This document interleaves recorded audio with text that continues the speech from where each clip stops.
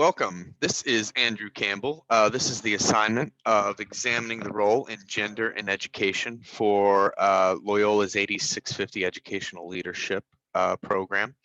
So this assignment had us examine our curriculum, and it is asking us to look at it through gender and how our curriculum does or does not talk about gender and some of the social aspects of that. So just to provide a little bit of background, I decided to go with grade 4 of Eureka Math, which is what I taught last year. So I wanted to make it personal, just so I could use this in my own practice. I'm not going to read exactly what Eureka Math is. We can see that it is Common Core focused, rather than just teaching the students, rote multiplication problems. It teaches them why, it has them solve problems, and it's more focused on developing conceptual understanding and problem solving, again, instead of just a rote memorization. So what I was tasked with was starting to look at gender and how Eureka addresses it. So I have 3 problems here. I'm not going to read them, but I do have some talking points highlighted throughout here. So it is represented is in terms of gender. However, the dichotomy is your typical quote unquote classical family unit, mom, dad, 2.5 children, and it's maintained throughout the modules. As you can see, Sarah talking about her grandfather. So again, it's the usual dichotomy, Jane and her sister, Matthew and his father. That is the archetypal representation between the male and female dynamic. You're going to hear me say this a lot of times, that I understand that that's not wrong. It is understood that that's how the majority of people in the US, the family representation, as far as gender roles. However, we want to be inclusive and make sure that we're touching upon other social aspects. So in terms of pronouns, it's typical pronouns, male pronoun. Sarah would be she, grandfather he, Jane, her sister, Matthew's father. So how many stamps? It says Matthew's father instead of he. So what that represents here, there's no mention of the LGBTQA population throughout the curriculum. Now, I understand that this is a national curriculum. It originally came from Engage New York. It is a nonprofit. However, I do know that they're kind of walking the straight and narrow. But that's where we come in, analyzing this so that we can be more inclusive. And as far as women representation, I went through and just examined some of the problems. It's about a 50-50 split. Women are included, or females, I will say, in about 50% of the problems, and the other 50% are men. Of course, there's no mention of the transgender community, anything like that. And again, with the pronouns, there's nothing like Jane saved. Like Jane has a preferred pronoun of they. There's nothing such as that. Everything, like I said, sticks to what I'll call traditional or the classic. So just as with the gender focus, this is from the teacher side. Of course, I'm not going to read everything, but when they script things out for teachers, and you can see that when they're describing, I noticed that there really wasn't anything. I didn't see pronouns like him or her. The teacher models students, so they're not identifying students by a specific gender. They're not identifying teachers by a specific gender. Again, women are represented about 50% of the problems. However, one thing I did pick up on, and I know this isn't gender, but just because we're talking about inclusion, about most of the names are your typical European-based names like Sarah, Jeremy, if we go back to the previous slide, Jane, Matthew. Again, there's nothing wrong with that, but if we want to include other communities, if we want to include other races, a lot of times they will have other names specific to their race, religion, creed, and we want to just touch upon that, even though gender is the focus. So just one final point. As you can see, the teacher is expected to serve as a facilitator. So with that said, rather than just the teacher spending 45 minutes lecturing, the teacher can take that time where the students are working independently, and they can include different genders. If I know this is an elementary grade 4, but if there is a student that does not feel comfortable, if they prefer to have the pronoun of they, we can adjust in small group, we can pull the student and we can adjust it for them so that they feel like they are represented and a part of it. This does beg the question of who designed the curriculum and for whom is the curriculum designated. I cannot go out and say, well, this is by the white majority for the white majority. But just if you examine the curriculum, you do see that, like I said, women, it's about a 50-50 split in male and female, a lot of European-based names. So it does seem like it is geared more towards a white majority as opposed to including minority, that which would be race, gender. So that's one of the focal points that we want to touch upon here of how we can be more inclusive with this. So one thing we want to do is we want to, before we even implement the curriculum from an educator's standpoint, or this could be trickle down from leadership, but we want to make these gender issues present. I understand that there can be some pushback with the community, so that's why we incorporate this with leadership, just to make sure that everybody's on the same page. So even before we're using the curriculum, we can address these issues outside of teaching time. Just examples would be just different books. Obviously, Heather Has Two Mommies, The Great Big Book of Families, and another thing, this can also be used to incorporate other types of families. That could be half brothers, step brothers, stepfather, mother, whomever. There are so many varying types of families that we want to incorporate everybody. However, the focus of this presentation, of course, is for the LGBTQA community. So that's what we would be looking at. Now, after that is cleared, we can also talk about how we can adjust our curriculum. Now, the problems and the skills are pretty much identified, the outcomes as far as what the students need to know. But if we look at the just a sample here, we're talking about Louise's family and Sophia's family. Pretty straightforward as far as the problem goes in the original example. How can we be a bit more inclusive with this? Well, the additional representation, we can broaden the idea of family. Here we're focusing on the LGBTQA community. So just like with Heather Has Two Mommies, Louise's mothers went on vacation, Sophia's fathers, just so that we're including different types of family dichotomies. Again, the traditional family vernacular is okay, but our focus here is that we want to be more sensitive to the variance in the family structure. So this is just one measure that we can use to just be a bit more inclusive in our presentation to students. Going along with the additional representation, we want to figure out how we can include or increase the representation of women in the curriculum. So the first thing that we want to look at is starting with yourself, and we want to examine our personal bias or biases.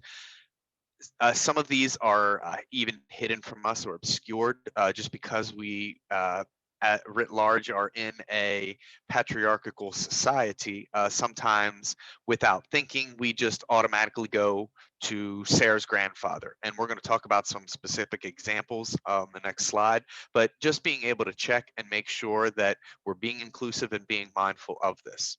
Another thing that we can do to increase representation within a classroom specifically is looking at project-based learning, specifically within the STEM fields. Research has shown that women or girls in the STEM field traditionally tend to underperform their male counterparts. So we want to provide options, especially within those STEM fields, so that they can have a little say, and they can have autonomy over what it is that they're doing, getting a little more buy-in and giving them the opportunity to build on their strengths. Also, that goes along with avenues for participation. A lot of research has shown that girls and women in the classroom are less likely to engage, and they're outpaced in participation by their male counterparts. Now, that's not written in stone. It is just the majority percentage. However, we do want to be mindful of that. So what are some ways we can increase participation? Well, we can start with small group discussion. A smaller setting allows more voices to be heard, and then sharing out. Things like writing prompts, sentence starters, equity sticks. These are just all sample measures of how we can encourage those less likely to participate. And again, universal design for learning. This, while we're focusing on women, can be applied to all types of learners. Another example would just be leadership opportunities for female students. Things such as a student government, clubs, things like that, basing it on the student voice. So we want to, again, similar to the project-based learning, we want to make sure that our students have a say and that they are given the opportunity to choose what it is they want to participate with. Going further with representation, we want to determine how can we incorporate women of color. So just as an example, when we analyzed earlier who is represented within the curriculum, who is this curriculum designed for, and how are these individuals portrayed within the curriculum? More often than not, we're seeing that it is geared more towards the white European majority, but we want to be mindful of that. So just as an example of how, as an educator, we can alter this. Sally's father, Steve Hepburn, is the president of Hepburn Max Shoes. Last year, his company made $154 million. Pretty straightforward. It's what we would see in most. We see the family dichotomy. Sally's father, Steve Hepburn. What is he? He's the president. So many males. When we think of Fortune 500 companies, it's dominated specifically by white males. We want to acknowledge that. We don't want to short sell the people that have worked hard to get in that position, but we want to be more inclusive. We want to provide more opportunity. How are we going to do that? We're going to begin by sharing that information with our students. So as an example of how it can be more inclusive, Rosalind Brewer, CEO of Walgreens, led her company to a record-breaking year where they recorded a profit of $154 million. So right off the bat, Rosalind Brewer, we're giving a specific name, one of the two women of color that are CEOs of Fortune 500 companies. So it's a real world example here. She's in the position of power as a woman of color. She's the CEO of Walgreens. Led her company, rather than saying, he's the president, well, she's the leader. Okay, we want to show that women of color can be in leadership roles. And we're still showing that his company made 154. She led her company to a profit of $154 million. Same outcome, but we're seeing that women of color are able to do just as much as your traditional or stereotypical white male position. The third point we want to talk about is enhancing our student views in a socio-cultural context. So the first thing we want to ask ourselves, we know that leaders are responsible for how everyone feels in the building.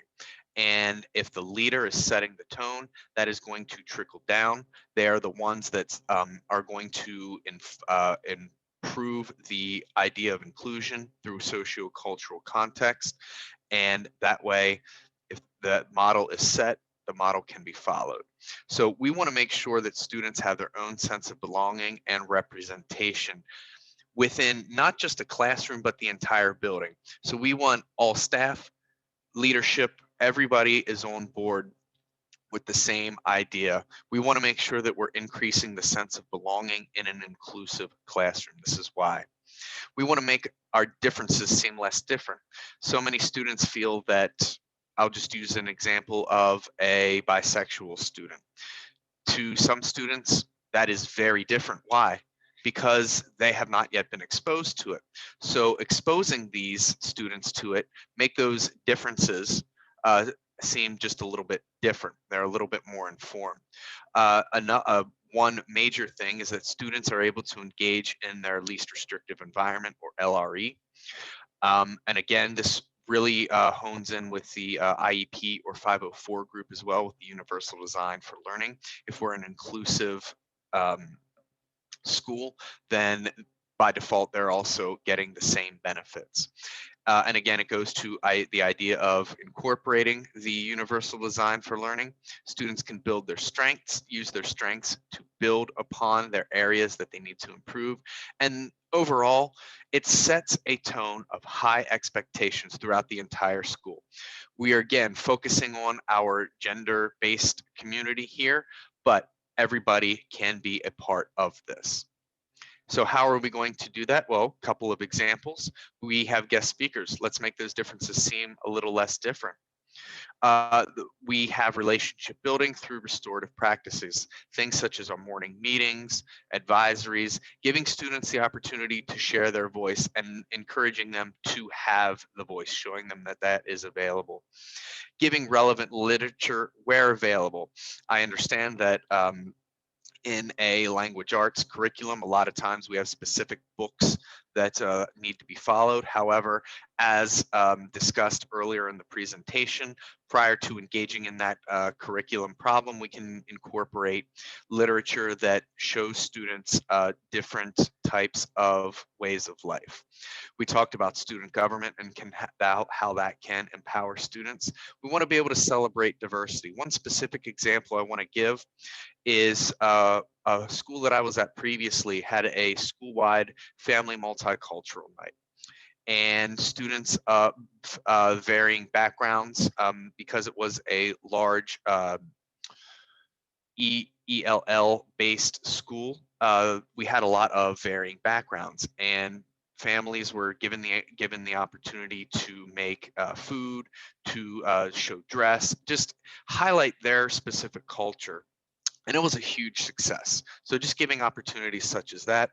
And as far as the classroom goes, having a strategic plan for interaction, being very proactive in things like seating arrangements, ensuring that people that aren't as, let's say, vocal, we'll talk about participation, they're given an opportunity to work with somebody that might be able to link up with them and help them along with their talking and participation.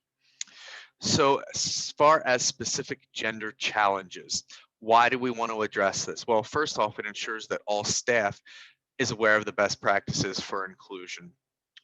I talked about that earlier. If we are, if it starts at the top and it works its way down, everybody's on the same page. Why is this so important? Well, if we think back even within 5 years, the gender is a very changing social science. Just to give the acronym LGBTQA+, that has transformed quite a bit just over those 5 years. So we want to make sure that we're staying up to date so that we can include other groups, however it is that they identify as gender. And it also gives us that opportunity to expose bias, and we can again start with ourselves. We find out that choice empowers all of our students. Gender, of course, is the focus, but we have the Universal Design for Learning, and differences, of course, can seem less different. It increases participation and it increases engagement. When our students are represented, when they are valued in our curriculum, they feel like they are a part of it, and they are much more likely to buy in and increase their belonging within that curriculum. So how are we going to do this? Well, I mentioned this earlier. We must make sure that we appropriately train our staff. Yes, it's uncomfortable work, These are tough conversations, but it's necessary.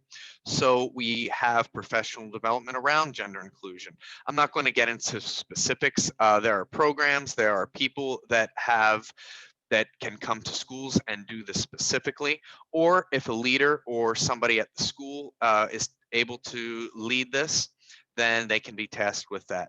That goes right into the idea of professional learning communities.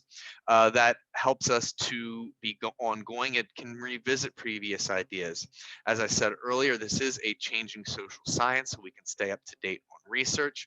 And again, because it starts with leadership, it ensures that everyone is on the team and working together for a common cause. The final thing that we do is ensure that we have a safe zone or a safe space. And this starts, of course, school-wide as a school-wide initiative, but it starts within the classroom. Teachers having daily meetings, advisories, things like responsibilities and jobs. We're giving choice to our students. We're making sure that they are included within the classroom. We're making sure that they feel like a part of our classroom community, building up to our larger school community.